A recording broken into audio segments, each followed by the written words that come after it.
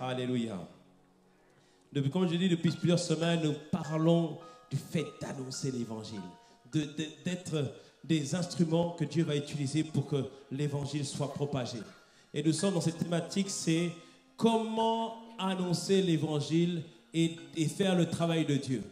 Mais je voudrais juste compléter en disant comment annoncer l'évangile efficacement et faire le travail de Dieu de manière efficace. Dis-moi un bon amen. Parce qu'on veut des résultats. Et nous continuons toujours sur ce thème. Et nous avons commencé la semaine dernière en parlant de Luc 14 à partir du verset 15. Nous avons expliqué que Jésus était assis à table avec ses disciples.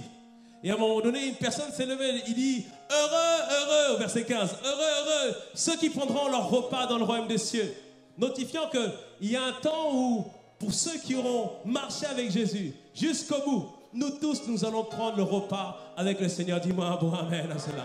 Nous tous, nous serons dans les noces de l'agneau à célébrer Dieu parce que nous aurons marché avec lui. Et Jésus dit, c'est vrai que cela va s'accomplir. Mais il répond à cette personne en lui annonçant une parabole. Il dit, écoute, je vais te dire quelque chose. Il y avait un homme qui avait préparé une table, un repas. Il avait invité plusieurs personnes, mais toutes ces personnes se sont excusées.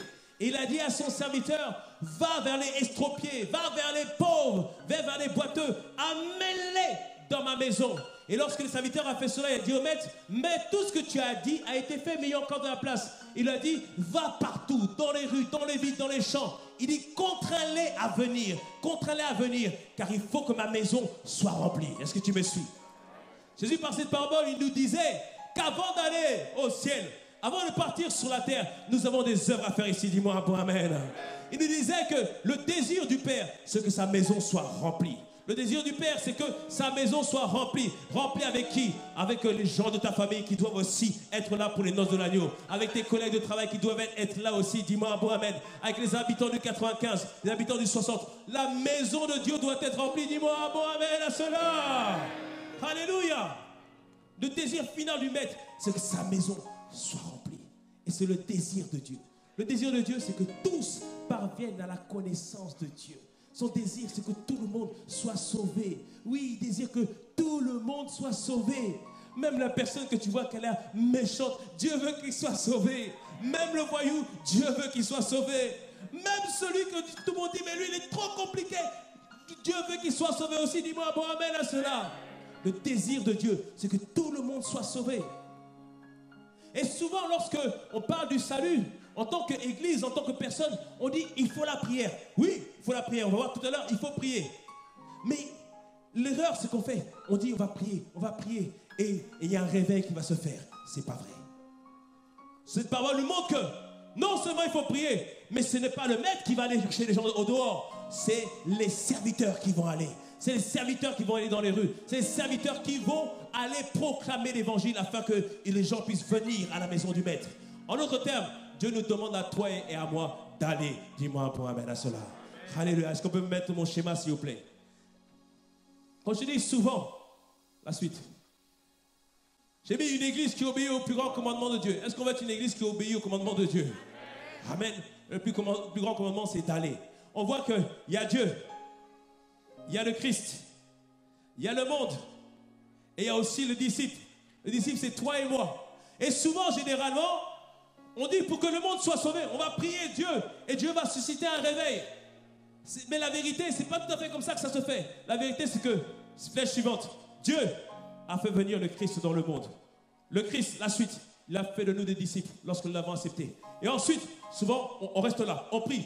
C'est pas ce que Dieu veut. Il veut que nous, en tant que disciples, nous puissions aller dans le monde. Dis-moi un point amen. 2 Corinthiens 5, versets 19 et 20.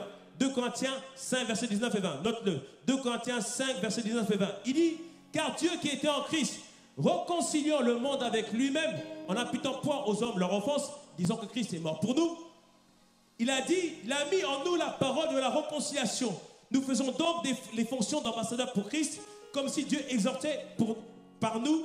Nous vous en supplions au nom de Jésus, soyez réconciliés avec Dieu. 2 Corinthiens 5, versets 19 et 20. Ce verset nous dit que Dieu a mis en nous la parole de la réconciliation. C'est-à-dire que Dieu a mis en nous les paroles qu'il faut pour que le monde puisse revenir à lui. Dieu a mis en nous les paroles qu'il faut afin que le monde soit réconcilié avec lui. Et nous tous, nous sommes dans ce ministère. Dis-moi amen. Dites-moi, j'ai un ministère. Parfois, on cherche là où Dieu nous appelle. Le ministère où Dieu nous tous nous appelle, c'est être ambassadeur de Christ. Dis-moi amen. Nous sommes des ambassadeurs de Christ. Et on porte une lettre d'invitation. La lettre d'invitation que nous portons, ce n'est pas « Hey, bande de pécheurs, vous êtes tous des pécheurs. » Non, c'est pas ça. On a une lettre d'invitation. C'est une bonne nouvelle. On dit aux gens, venez découvrir celui qui est capable de transformer votre vie. Venez découvrir celui avec qui tu peux repartir à zéro et être une toute nouvelle personne. Venez découvrir celui qui est capable de prendre une prostituée et faire en sorte qu'elle soit dans la lignée de Christ. Venez découvrir celui qui est capable de prendre quelqu'un que le père a rejeté, David, son père l'avait rejeté, et en faire un roi. C'est tout ça, c'est la bonne nouvelle que nous apportons. C'est une invitation que nous voulons adresser au monde de venir souper à la table du roi. Est-ce que tu me suis? Dis-moi bon amen. Et parfois, on parle de mission, d'aller en mission, d'être missionnaire. Souvent, les gens me disent, pasteur, je vais aller en mission. Oui, tu vas aller en mission. Mais la chose que tu ne sais pas, c'est que tu es déjà en mission. Dis-moi bon amen. Tu es déjà en mission. Tu es déjà en mission. Lorsque tu es dans ta famille, tu es en mission. Lorsque tu es au centre commercial, tu es en mission. Lorsque tu es à l'école, tu es en mission. Partout où tu vas, tu es en mission. Et parfois, quand on pense aux missionnaires, on pense au pays lointain. On pense à l'Amérique du Sud. On pense à l'Afrique. On pense à Madagascar. On pense à toutes ces régions. Mais la vérité, dès aujourd'hui, ici, à Cergy, dans le 95, dans ta ville, tu es déjà en mission. Dis-moi, amen à cela. Rassure-toi, on va aller en Afrique. On va aller en Amérique du Sud, Guatemala, c'est quelqu'un qui veut le Chili ou pas? Qui veut le Chili? Qui veut le Chili? Amen, va au Chili mon frère dans le nom de Jésus. Qui veut la Chine? Qui veut la Chine? Qui veut la Chine? Dis-moi bon amen. Qui veut l'Afrique? Ah. Non, va aussi vers les autres. Aux Caraïbes, en Amérique. Au Groenland, là où il fait froid. Il faut que quelqu'un dise bon amen à cela. Alléluia. Nous sommes tous des missionnaires. Amen. Dans ce cas-là, on peut se poser la question, mais au final, qu'est-ce que Jésus attend de nous? Jésus attend de nous que nous fassions ce que lui il a fait, ce que lui il a accompli. Il disait à ses disciples, j'ai deux objectifs. Jean 4, verset 34.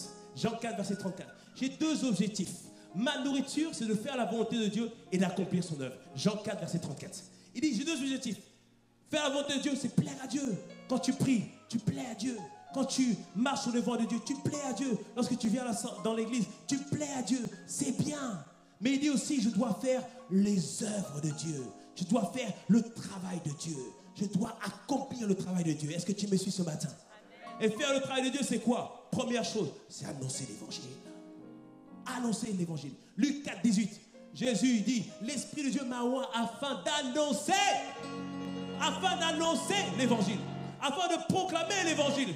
Mais tu ne te rends pas compte tout à l'heure que tu as été oint. Remettez-moi le schéma, s'il vous plaît, rapidement. Mettez-moi le schéma. Dieu t'a oint pour annoncer l'évangile. Dieu t'a oint pour annoncer l'évangile. Dis-moi bon amen à cela. Regardez, voilà, merci. Ok. Donc on va vers le monde pour réconcilier les gens avec Dieu. Tu me suis? Mais est-ce qu'on y va avec nos capacités? Non. Pasteur, je ne sais pas parler. Moi non plus.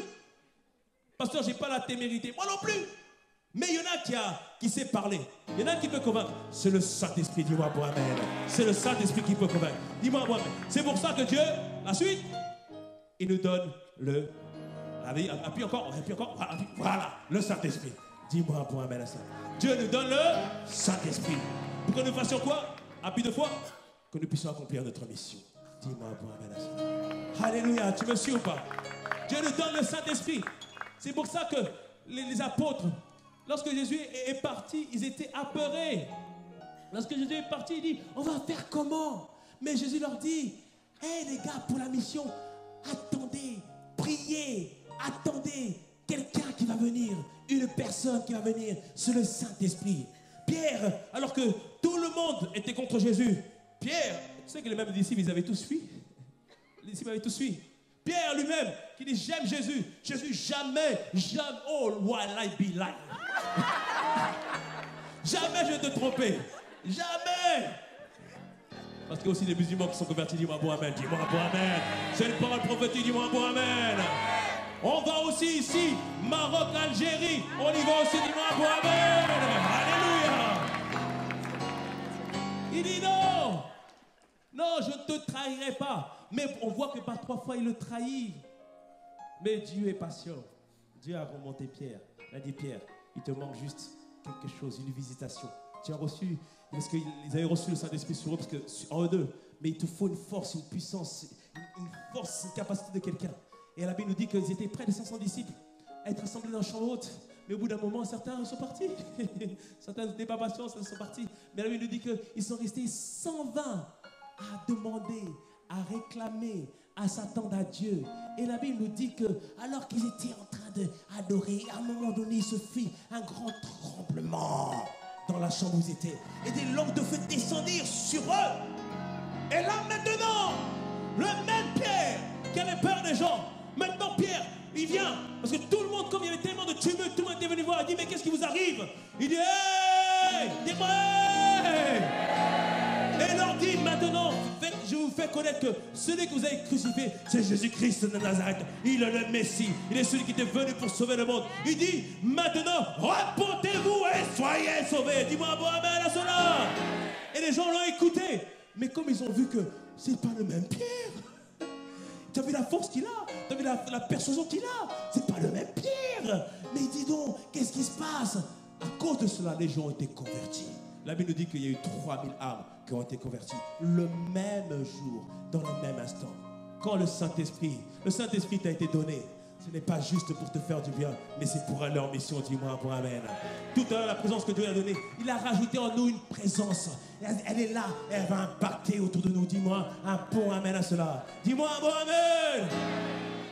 Tu comprends qu'on doit aller, on doit faire le travail de Dieu. Annoncer la bonne nouvelle comme Jésus l'a annoncé. Mais aussi, aller de lieu en lieu et de faire du bien aux gens. C'est ce que faisait Jésus, Acte 10, 38. Il allait de lieu en lieu, il faisait du bien aux gens. Le but de Dieu, c'est que tu ne chantes pas seulement, mais que tu ailles partout. Et est-ce que je peux t'apporter une bonne nouvelle? Car il y a des gens qui sont blessés. Il y a des gens qui ont besoin de quelqu'un qui se lève, qui tende la main vers eux et dire, j'étais dans la même situation que toi. C'était compliqué moi aussi, mais quelqu'un m'a relevé. J'étais blessé. Avant, j'avais des pensées de suicide. Mais quelqu'un m'a relevé. Ah, tu me suis ou pas? C'est-à-dire aller partout, faire du bien aux gens pour les ramener à Christ. Mais aussi prendre soin des âmes que Dieu envoie. Les aider à évoluer, les aider à progresser. Dis-moi un bon amen à cela. Tout ça, c'est faire le travail de Dieu. Amen. Et nous tous, nous faisons un travail. Il faut travailler. Dis-moi un bon amen. Il faut travailler. Il faut travailler. Mais ne pas oublier que dans nos priorités, on doit faire le travail le plus important, annoncer l'évangile et prendre soin des âmes. Jésus le dit en Jean 6, verset 27. Il dit, travaillez non pas pour la nourriture qui périt, mais pour ceux qui subsistent pour la vie éternelle. Pour ceux qui subsistent pour la vie éternelle. Rappelle-toi, la semaine dernière, j'ai dit que une des raisons pour lesquelles nous devons annoncer l'évangile, c'est parce que ces œuvres-là vont nous suivre jusqu'à l'éternité. L'argent qu'on gagne, tout ça, ça va passer. Toutes ces choses-là vont passer, mais les œuvres que nous faisons pour Dieu vont résister pour l'éternité. Dis-moi un bon amen à cela. Est-ce que je parle à quelqu'un ce matin? Est-ce que je parle à des ambassadeurs ce matin? Alléluia. Et la semaine dernière, nous avons vu ensemble pourquoi annoncer l'évangile. Nous avons dit première raison. Pourquoi annoncer l'évangile? Parce qu'il faut que tu parles. Il faut que tu parles afin que les gens puissent croire en Jésus.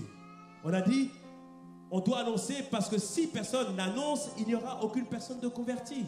Si personne ne parle, il n'y aura personne de converti. C'est bien, tu passes du temps avec ta famille, c'est bien. Parle-leur de Jésus. Dis-moi un bon amen cela. Ne fais pas juste au karting, tout ça, c'est bien, mais parle-leur de Jésus. Amen. Au café, au travail, c'est bien, prends le café avec eux, mais parle-leur de Jésus. Dis-moi un bon amen à cela. Il faut parler, il faut annoncer. Deuxième raison, on a dit, pourquoi on doit faire le travail de Dieu? C'est parce que c'est le travail que Dieu récompensera dans l'éternité. Parce que c'est le travail que Dieu récompensera dans l'éternité. On a dit qu'il y a un rendez-vous que nous tous, on ne manquera pas. Le rendez-vous, on fera face à face avec le Seigneur. Et ce jour-là, nos œuvres seront testées. Dieu regardera ce qu'on a fait. Tu as eu un travail. Qu'est-ce que tu as fait dans ce travail-là? Tu as été à l'école. Qu'est-ce que tu as fait dans ce travail? Est-ce que l'école où tu étais, est-ce qu'il y a des gens qui ont été touchés par ton témoignage?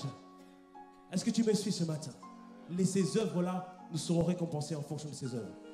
Raison numéro 3, parce que les travaux que nous faisons pour le Seigneur vont nous suivre aussi après notre départ. C'est la raison, pour la troisième raison. Comprends que là-haut, on ne célébrera pas Dieu parce qu'on a eu un beau boulot, un bon poste, mais on célébrera Dieu pour toutes les âmes que nous avons gagnées à Christ. Je te vois avoir au moins 5000 âmes qui te suivent dans le nom de Jésus. 5000 âmes qui te suivent dans le nom puissant de Jésus. Dis-moi un bon amen à cela. Quatrième raison, parce que le travail de Dieu est celui qui a le plus d'importance aux yeux de Dieu. Dieu met une importance particulière au fait d'aller vers les âmes et de les sauver. Dis-moi un bon amen. Je sais juste à résumer, tout ça c'est sur Internet. Cinquième raison, c'est parce que le seul... pourquoi on doit faire le travail de Dieu? C'est parce que c'est le seul travail qui satisfait aux besoins profonds et véritables de l'être humain. C'est le seul travail qui satisfait aux besoins profonds et véritables de l'être humain. Tous les êtres humains ont un vide à l'intérieur d'eux, nous disait Blaise Pascal. Il dit que l'être humain, il a un vide en forme de Jésus. Est-ce que tu me suis? Ce que les gens ont besoin, c'est de Jésus. Dis-moi bon amen à cela. Les gens ont besoin de Jésus. La seule chose qui permet aux gens d'avoir la paix dans leur âme, c'est qu'ils viennent à Jésus-Christ. Dis-moi bon amen. Tu peux t'asseoir, faire des métiers de coaching, tout ça, c'est bien. Ça aide les gens à avancer. Mais celui qui apporte la paix, c'est dire à la personne, c'est pas seulement le coaching qu'il te faut, il te faut une relation avec le Saint-Esprit. Dis-moi bon amen à cela. Dis-moi bon amen. Est-ce que tu me suis ce matin? Alléluia. Et la sixième raison, la semaine dernière, je n'ai pas dit au deuxième culte, c'est que le travail de Dieu est si capital que Dieu veut qu'on prie continuellement pour qu'il envoie des ouvriers. Dieu veut qu'on prie continuellement pour qu'il envoie des ouvriers. Luc 10:2, il dit que la moisson est grande, elle est abondante, mais il y a peu d'ouvriers. Priez donc le maître de la moisson d'envoyer des ouvriers dans sa moisson. Il veut que nous puissions prier. Je vais expliquer après ce point tout à l'heure. Est-ce que tu me suis ce matin? Est-ce que tu me suis? Qui veut aller pour le Seigneur? Qui veut aller pour Jésus? Amen. Tu es qualifié dans le nom de Jésus. Tu es qualifié dans le nom puissant de Jésus. Et il faut aller. Pourquoi? Parce que Jésus nous dit, Marc 16:15, allez par tout le monde et prêchez la bonne nouvelle à toutes les créations. Jean 20:21, la paix soit avec vous, comme le Père m'a envoyé, moi aussi je vous envoie. Marc 16:15, Jean 20, verset 21. Mais le problème, c'est qu'on n'ose pas. On n'ose pas aller. Pourquoi? Parce qu'on a peur. Est-ce que je vais être entendu? Pasteur, je ne connais pas toute la Bible. Pasteur, est-ce que je vais les convaincre? Mais c'est pour ça que tout à l'heure, je t'ai dit, le Saint-Esprit nous est donné. Toi, ouvre la bouche et le Saint-Esprit parlera au travers de toi. Toi, laisse le Saint-Esprit agir au travers de toi. Est-ce qu'il y a un canal pour le Saint-Esprit ce matin? Est-ce qu'il y a un canal pour le Saint-Esprit? Tu es béni, ma soeur, tu le reçois dans le nom de Jésus. Amen. Tu es béni, mon frère. Il faut vraiment comprendre que Dieu veut que nous puissions aller. Mais il y a plein de pensées, plein de peurs qui nous empêchent d'aller. Et ce matin, nous allons voir ensemble comment faire efficacement le travail de Dieu. Et nous continuerons la semaine prochaine. Comment faire efficacement le travail de Dieu? Première chose, pour faire efficacement le travail de Dieu, change ton attitude. Change ton attitude. N'aie plus une attitude craintive, dis-moi bon amen.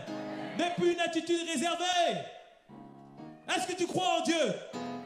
Mais est-ce que tu crois que Dieu est capable de faire dans la vie des gens bien au-delà de ce qu'ils peuvent penser? Est-ce que tu le crois?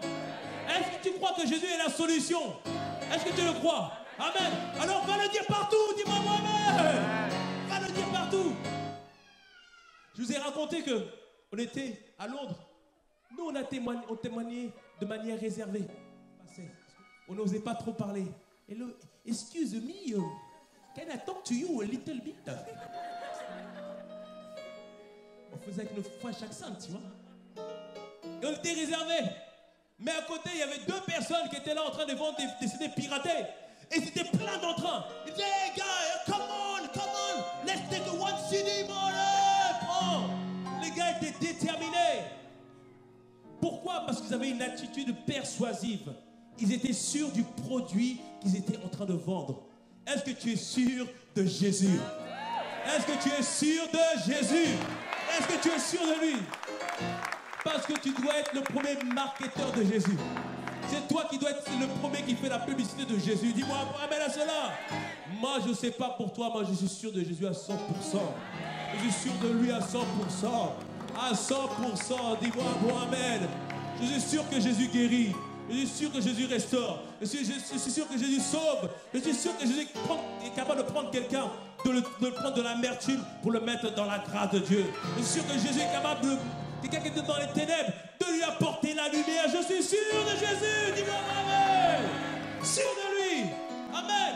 J'ai pas besoin de porter des t-shirts 100% Jésus. Là, ici, c'est 200, 300, 400, 500% Jésus. Dis-moi amen. Alléluia. Et comment tu les soulèves? Parce que ma bouche le proclame. Et il disait aux serviteurs, tout à l'heure on a lu, il a dit, va les contraindre. On le verra dans les prochaines semaines précisément. Mais sans grâce, c'est un akazo. Dis-moi un akazo. Un akazo, c'est faire preuve de persuasion. Contraindre, être déterminé, être sûr que lorsque tu vas parler, Dieu va faire son œuvre dans le nom puissant de Jésus. Est-ce que tu me suis ou pas? Et il disait aux serviteurs, vas-y, persuade-les, persuade-les, persuade-les. Pasteur Samuel Kamanga a donné ce témoignage.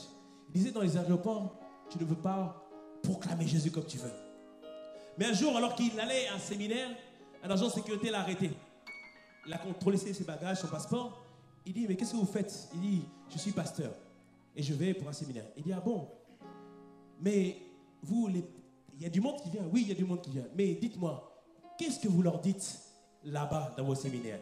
Il dit, ah! Dites-moi, ah! Il dit, je n'avais pas le droit de parler. Mais puisque vous demandez, veuillez s'il vous plaît vous asseoir. Parce que le Jésus dont je vous ai parlé, je vais vous parler. La Bible dit dans Marc, si on devait raconter tout ce que Jésus avait fait, il n'y aura pas assez de papier pour écrire. Il dit, asseyez-vous, je vais vous raconter ce qu'il a fait, ce qu'il a accompli, ce qu'il est capable de faire et ce qu'il va faire dans votre vie dans le nom de Jésus. Dis-moi, bon, amen. C'est-à-dire que toute occasion, parle de Jésus avec persuasion. Dis-moi, bon, amen à cela. Dis-moi, bon, amen. Tu dois être déterminé. Parler de manière persuasive, de manière confiante. Il y a un autre terme aussi que tu dois avoir, une autre attitude. Biazo. Dis avec moi, biazo. Biazo, c'est le terme qui est utilisé dans Matthieu 11, 12, qui nous dit que depuis le temps de Jean-Baptiste jusqu'à présent, le royaume de Dieu est forcé. Forcé, c'est biazo. Biazo veut dire que, il dit après, ce sont les violents qui s'en emparent. C'est-à-dire qu'il faut que tu fais preuve de violence. Il faut que tu fais preuve de violence. Parce que les gens n'hésitent pas à te polluer de mauvaises pensées. Ils n'hésitent pas à te donner des blagues salaces, bizarres au petit déjeuner quand tu arrives au boulot. Ils n'hésitent pas. Mais toi aussi, n'hésite pas. Dis-moi Mohamed. Dis-moi Mohamed. Quand on te dit, oui, moi je suis parti en boîte de nuit, j'ai dansé, zouké, là. Toi tu dis, moi je suis pas parti en boîte de nuit, mais je suis parti en boîte de jour. Et là-bas, il m'a transformé. Il m'a dit des paroles qui m'ont changé. Il m'a relevé ce matin. Dis-moi un bon amen à cela. Toi, annonce-leur. Dis-moi un bon amen. Il faut faire preuve de persuasion. Être violent. Et puis un autre terme en grec. Dis avec moi, anaïadeia. Non, tu le dis mal. Anaïadeia. Voilà, il l'a mis ici. C'est être sans gêne.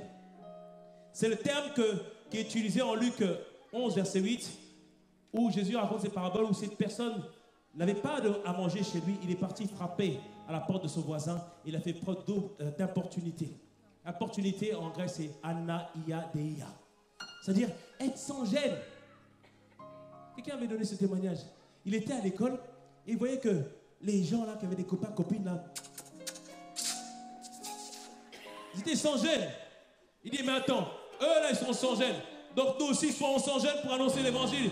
Dis-moi Mohamed, dis-moi Mohamed. Que tous ceux qui ont des copains et copines, ça s'arrête maintenant dans le nom de Jésus. Dis-moi Mohamed à ça. Dis-moi Mohamed. C'est fiançailles et mariage, pas autre chose avant, dans le nom de Jésus. Dans la sainteté, pas de bisous dans le nom de Jésus. Dis-moi Mohamed à ça. Dis-moi Mohamed. Alléluia. tu sois sans gêne comme ça pour dire aux gens, non, moi, je suis vierge. Dis-moi, Mohamed, alléluia. La retraite, elle a déjà témoigné. Moi, j'ai 23 ans, je n'ai touché aucune fille. D'autres l'ont regardé. Oui, c'est possible, dis avec moi, c'est possible. Alléluia. Il faut que tu sois sans gêne. Pourquoi? Parce que les autres ne se gênent pas. Et le message que nous proclamons, je l'ai dit, si tu es sûr du message que tu proclames, annonce-le. Proclame-le. Déclare-le. Que l'occasion soit favorable ou pas. Annonce l'évangile. Est-ce que tu me suis ce matin? Est-ce que tu me suis? Dis avec moi, je change d'attitude ce matin. Je fais preuve de persuasion. Je serai violent et je serai sans gêne. Au nom de... Amen. Que ce soit ton partage dans le nom de Jésus. Acclame le Seigneur.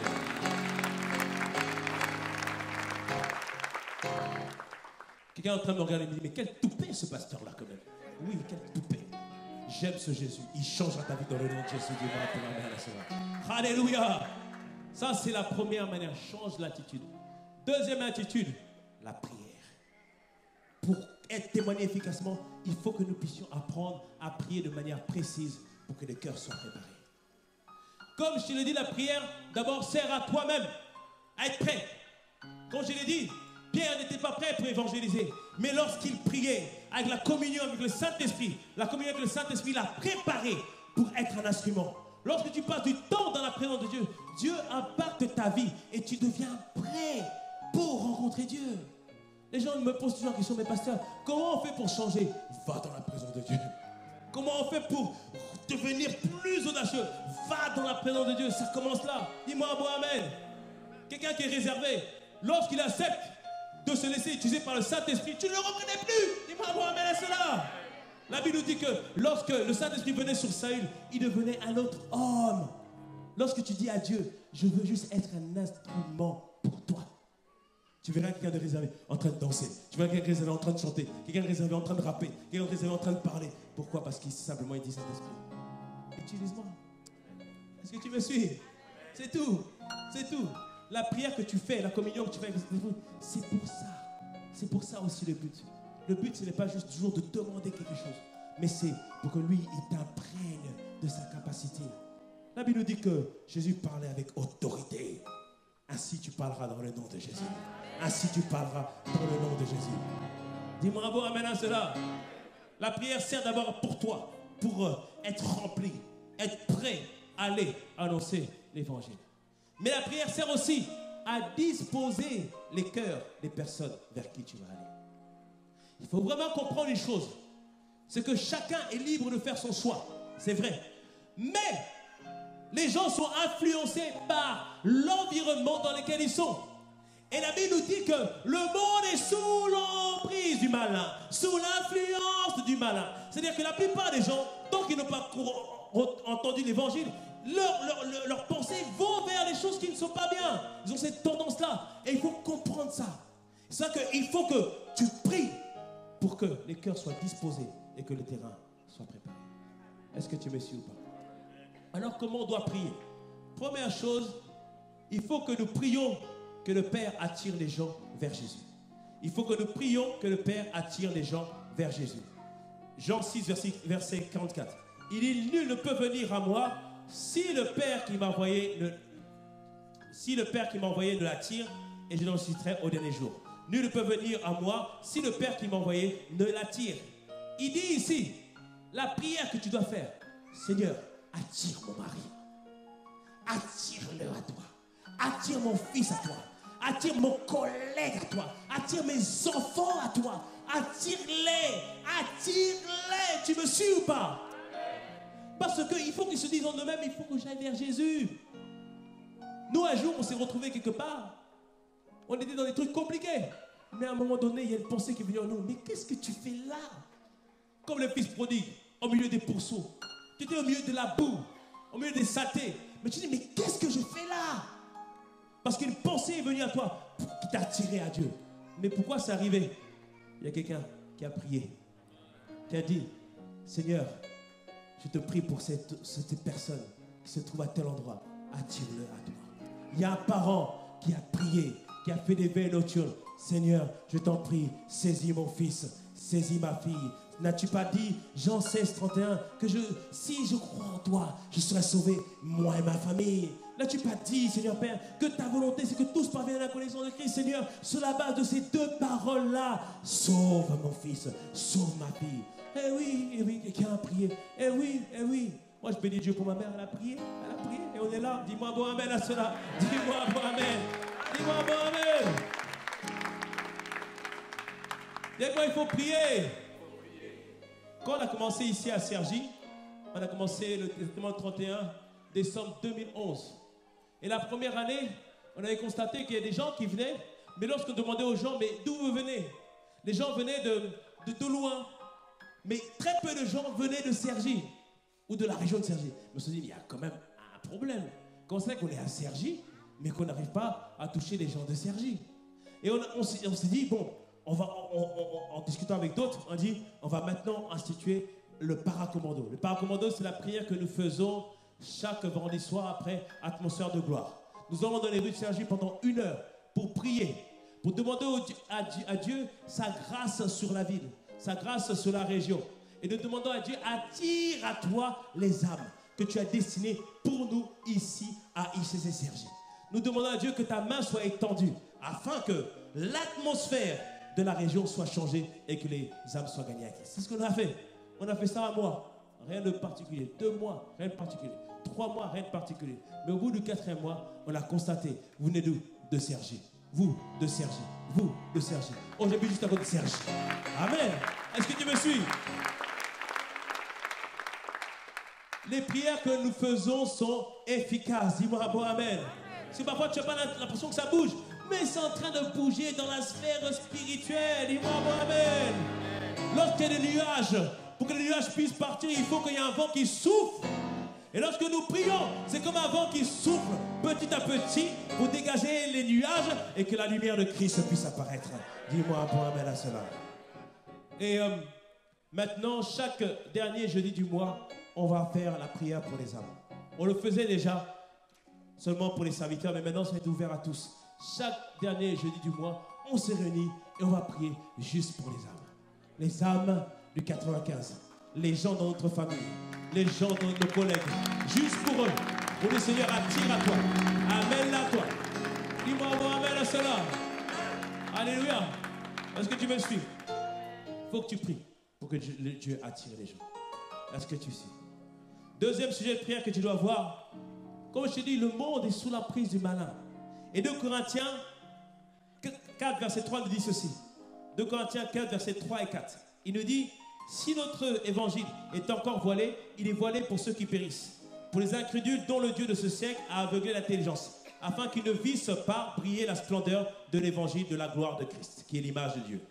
Ce verset nous dit que notre évangile est voilé pour les personnes qui périssent. Et il dit que c'est le Dieu de ce siècle qui a mis un voile sur les gens. Donc, deuxième sujet de prière, il faut prier pour briser la puissance du Dieu de ce monde qui a aveuglé les gens. Il faut prier pour que le voile qui est sur ta famille soit déchiré dans le nom de Jésus. Il faut prier que ceux qui les empêchent de comprendre, de recevoir l'évangile, soient brisés dans le nom de Jésus. Est-ce que tu me suis? Il dit ici, c'est un voile qui les empêche de voir la splendeur de l'évangile. L'évangile est une splendeur, mais ils ne peuvent pas le voir parce qu'il y a comme un voile. Il y a comme un voile. Ils ne peuvent rien voir. Mais par nos prières, lorsque nous disons au nom de Jésus, Seigneur, étends ta main, que le voile qui couvrait les gens de ma famille se déchire dans le nom puissant de Jésus. Tu fais ça, tu fais une première fois, ça part un peu, et tu vois que ta famille est un peu plus disposée. Mais prie encore, tu dis Seigneur, ça a commencé, je le vois, mais accomplis ta main. Seigneur, réalise encore, fais ton œuvre, manifeste ta gloire, et au fur et à mesure, le voile est enlevé dans le nom puissant de Jésus. Dis-moi bon amen à cela. Dis-moi bon amen. C'est pour ça qu'il y a des moments, réunis tes frères, réunis les personnes qui sont autour de toi, réunis tes collègues de travail qui sont chrétiens. Faites un tour, campez autour de l'entreprise, priez pour l'entreprise, dis-moi bon amen. Dites que cette entreprise est pour Christ, puisque notre pied a foulé cette entreprise, dis-moi bon amen. Entre cousins qui se connaissent, frères qui se connaissent de ta famille, priez ensemble, demandez que le voile se déchire dans le nom de Jésus. Dis-moi bon amen à cela. Il faut prier. Dans la parabole qu'on a vue tout à l'heure en Luc 14, il y a des gens que Dieu avait conviés. Et ces personnes disent, j'ai pas besoin. Il y en a qui lui disent, j'ai un champ, allez inspecter. L'autre qui lui dit, j'ai des bœufs, allez inspecter. L'autre dit, je suis marié, j'ai besoin d'aller voir ma doudou à moi, tout ça. Mais ce sont des gens qui sont aveuglés, qui pensent que c'est les affaires qui vont les combler, qui pensent que c'est le travail qui va les combler, qui pensent que c'est les relations qui vont les combler.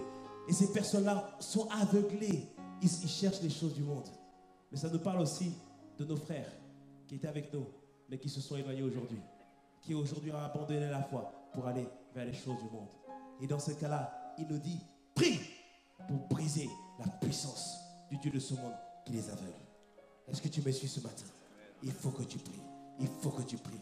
Dis-moi un bon amen. Il faut que tu pries. Et assurément, le Seigneur va la faire dans leur vie. Parce que tu le sais, hein, plein de fois tu es parti. Eh, viens à l'église. Viens, je parle, je sais. Oh, moi, tu sais, moi, j'ai pas besoin. Hein. Moi, je peux me débrouiller. Ça, c'est l'ennemi qui les a aveuglés. Mais il y a un temps où Dieu va permettre qu'ils vont sentir le vide qui est à l'intérieur d'eux. Comme dit Blaise Pascal, tout être humain a un vide à l'intérieur qui a la forme de Jésus. Il dit précisément, il y a dans le cœur de l'homme un vide en forme de Dieu que rien de ce qui a été créé ne peut remplir, mais seulement le Créateur qui s'est fait connaître par Jésus. Est-ce que tu me suis? Tout le monde ressent ce vide-là. Il faut que tu pries que la puissance de Satan soit brisée dans le nom de Jésus. Est-ce que tu me suis? Est-ce que tu vas prier? Est-ce que tu vas prier? Dis-moi un bon amen. C'est le deuxième sujet. Troisième sujet pour lequel tu dois prier pour que dans la prière. Tout à l'heure, on l'a dit en Luc 10, verset 2. La moisson est grande, mais il y a peu d'ouvriers. Priez donc le maître de la moisson d'envoyer des ouvriers dans sa moisson. Jésus dit, il faut que des ouvriers soient envoyés. Pourquoi il dit cela? Parce que pour gagner une âme, c'est un travail d'équipe. Je vais t'expliquer. Je vais expliquer au deuxième culte la semaine dernière. En Jean 4, verset 35 et jusqu'au verset 38, on voit Jésus était parti en Samarie et il voulait conquérir la Samarie. Et pour conquérir la Samarie, il est passé par une Samaritaine. Et au moment où la Samaritaine l'a rencontré, tout à l'heure je reviendrai dessus, le peuple de Samarie est sorti. Et à ce moment-là, ses disciples, au lieu de voir que le temps du salut était venu, ils ont dit à Jésus, Jésus, mange un peu. Jésus a dit, mais attendez, là vous n'avez pas les bonnes priorités. Et verset 35, il leur dit, ne dites-vous pas qu'il y a encore 4 mois jusqu'à la moisson? Voici, je vous le dis, levez les yeux et regardez les champs qui déjà blanchissent pour la moisson. Il disait, pour voir quelle est la moisson, regardez l'état des champs. Il disait, regardez, aujourd'hui, le deuxième culte est plein. Le premier culte, il commence à être plein.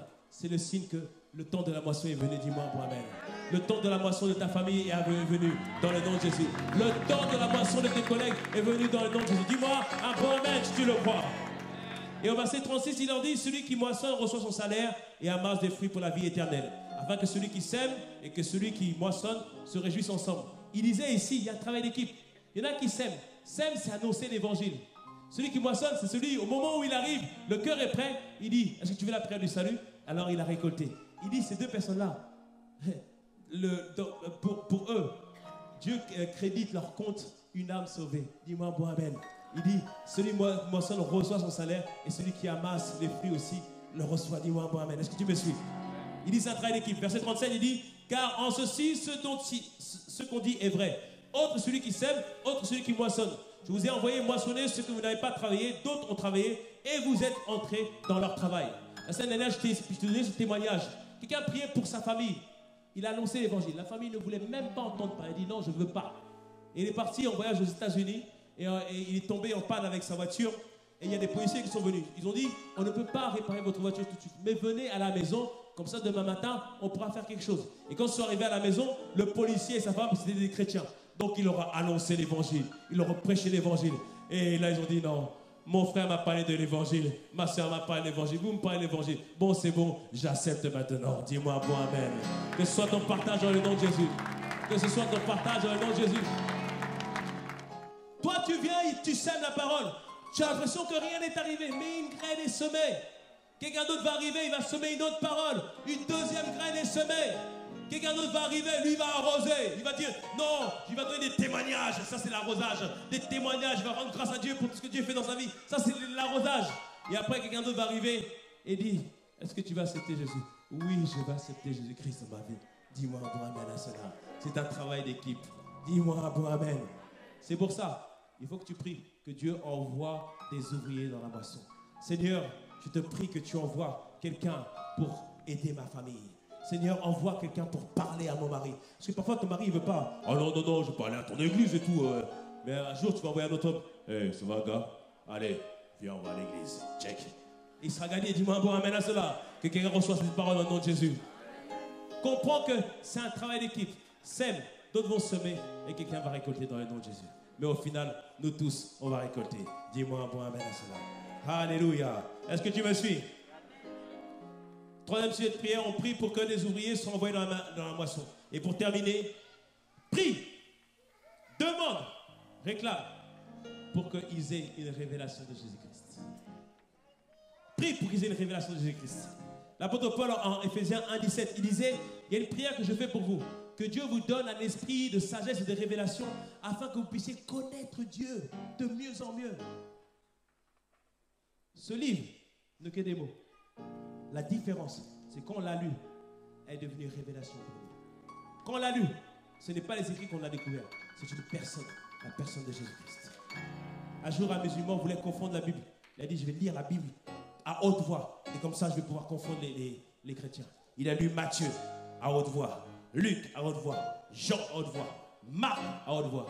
Quelqu'un se dit, ah, moi, peut-être que je fasse ça aussi quand même. Hein, Il a fait cela, il dit, mais tous ces évangiles se ressemblent un peu. Il dit, mais quand même, ce Jésus, il est quand même intéressant. Il a lu le livre des Actes. Et alors qu'il lisait le livre des Actes, au moment de la Pentecôte, il disait que au moment où les disciples priaient, il disait ça, qu'ils étaient en train de prier et qu'il se fit un tremblement, des flammes de feu tombèrent sur eux. Il dit que lorsqu'il dit cela, lui-même, des flammes de feu tombèrent sur lui. Et là, le Saint-Esprit le remplit. Et il dit, non, je veux accepter ce Jésus dans ma vie. Je veux accepter ce Jésus dans ma vie. Dis-moi, moi-même, cela. L'évangile est une puissance qui sauve. Mais il faut que tu pries qu'ils aient une révélation de Jésus. Les enfants viennent à l'église avec toi, c'est très bien. Mais prie qu'ils aient une révélation de Jésus. Le fait qu'ils viennent à l'église ne veut pas dire qu'ils sont convertis. Et je voudrais dire à quelqu'un, un jeune ce matin, ne tarde pas à accepter Jésus-Christ dans ta vie. Ne tarde pas dans le nom de Jésus. Viens vite à la maison. Alléluia. Et on doit comprendre qu'il faut une révélation de Jésus. Tout à l'heure, je t'ai parlé de la Samaritaine. Lorsque Jésus alla en Jean 4 vers la Samaritaine, cette Samaritaine avait une vie compliquée. Rappelle-toi, je t'ai dit qu'elle était compliquée. Est-ce que tu te rappelles? J'avais dit quoi? Elle est compliquée. Mais Jésus n'a pas dit ta vie est compliquée. Jésus s'intéressait à son besoin. Il lui a dit, ton besoin n'est pas sur les maris, mais c'est venir vers moi. Et lorsqu'il a révélé sa vie à la fille au verset 19 lui dit, je vois que tu es un prophète, parce que tu as discerné que j'ai eu 5 maris et que le 6e n'est pas mon mari. Il dit, nos pères ont adoré sur cette montagne et vous dites, vous, que le lieu où il faut adorer est à Jérusalem. Il dit, la religion m'a appris, mes ancêtres m'ont appris qu'il faut adorer ici sur cette montagne. Mais vous les Juifs, dans votre religion, vous dites qu'il faut aller à Jérusalem pour adorer. C'est-à-dire qu'elle disait, il y a des religions qui disent qu'il faut faire telle rite, telle chose.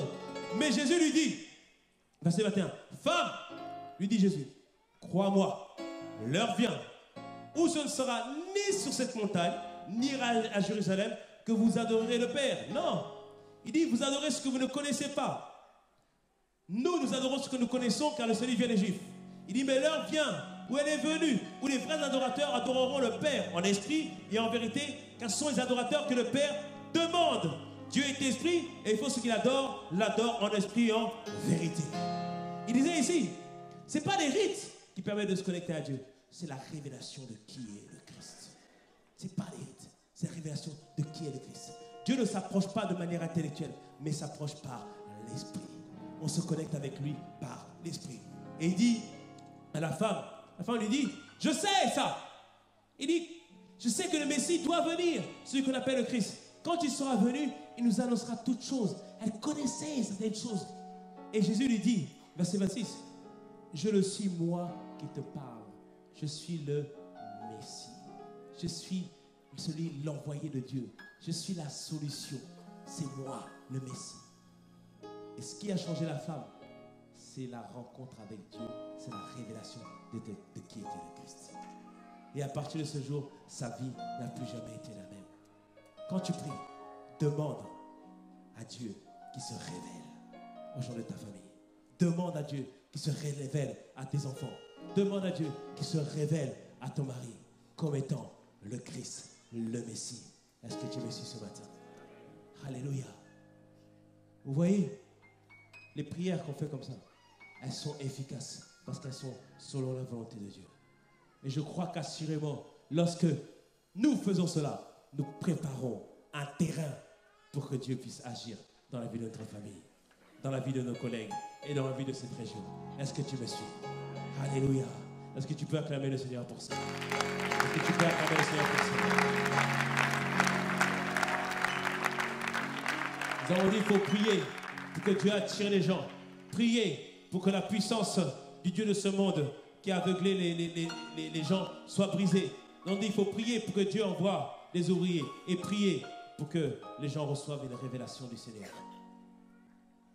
Qui a des personnes dans sa famille qui doivent être sauvées?